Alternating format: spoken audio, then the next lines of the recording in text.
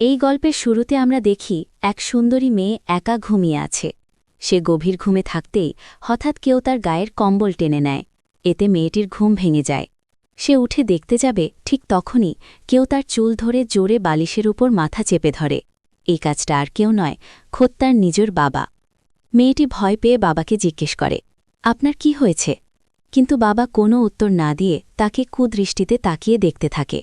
এরপর সে মেয়ের মুখের খুব কাছে এসে বলে, আমার মেয়ে তো অনেক বড় হয়ে গেছে।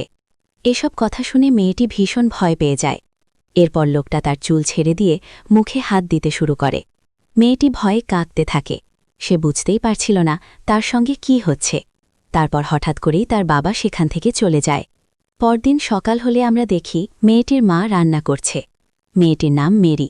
মেরি বসে বসে ভাবছিল গতরাতে তার সঙ্গে যা ঘটেছে সেটা কি সে মাকে বলবে।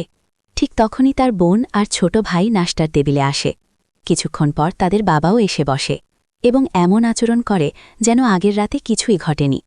মেরি মনে মনে ভাবে, গতরাতে তো উনি আমাকে এমনভাবে দেখছিলেন, আর এখন এত স্বাভাবিক কেন? এরপর মেরি টেবিল থেকে উঠে চলে যায়। হঠাৎ তার মা এসে খাবারের থালা জোরে টেবিলে আছড়ে ফেলে। সে এমনভাবে খাবার খেতে শুরু করে যেন অনেক দিন না খেয়েছিল। মায়ের এমন আচরণ দেখে বাচ্চারা ভয় পেয়ে যায়। ছোট ছেলে খাবার মুখ থেকে ফেলে দিয়ে বলে, খাবারে খুব বেশি লবণ। তখন মা সেই খাবারটাই তুলে পাগলের মতো খেতে থাকে। কারণ তারা নতুন একটা কটেজে ওঠার পর থেকেই এসব শুরু হয়েছে। প্রতিবেশীরা কখনো উঠোনে অদ্ভুত মূর্তি রেখে যায়, কখনো বাড়ির সামনে মৃত প্রাণী ঝুলিয়ে দেয়। বাবা প্রতিরাতে মেয়েদের সঙ্গে অস্বাভাবিক আচরণ করতে থাকে। মা অস্বাভাবিকভাবে প্রচুর খায় এবং নিজের খাওয়া খাবার ছেলেকে খাওয়াতে চায়, কিন্তু ছেলে খেতে চায় না। এরপর মা হঠাৎ রেগে গিয়ে প্লেট ছুঁড়ে ফেলে, চিৎকার করে বলে, সে যা বানাবে সবাইকে তা খেতেই হবে। বাচ্চারা ভয়ে কাঁদতে থাকে, কিন্তু এসব তো মাত্র শুরু। একদিন মেরি বাথরুমে গোসল করার সময় অনুভব করে কেউ যেন তার পেছনে দাঁড়িয়ে আছে। আয়না পরিষ্কার করতে সে তার বোনকে ভয় পায়। পরে বোন তাকে জানায়, প্রতিরাতে বাবা তার ঘরে এসে অদ্ভুত আচরণ করে। মেরি বুঝতে পারে তার সঙ্গে যা হচ্ছে একই জিনিস তার বোনের সঙ্গেও হচ্ছে।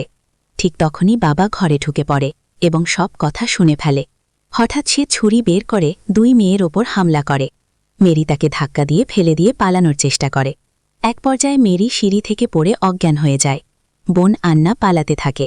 এরপর ঘরে এক ভয়ঙ্কর ঘটনার পর দেখা যায় একই সময় দুজন বাবার অস্তিত্ব।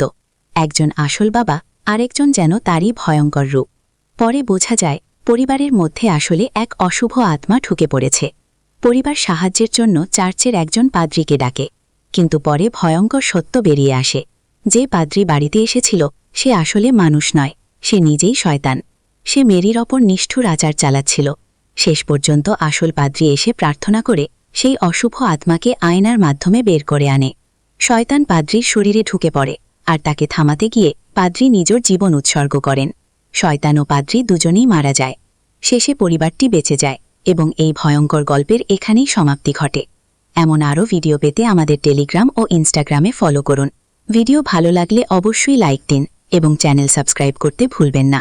দেখা হবে পরের ভিডিওতে।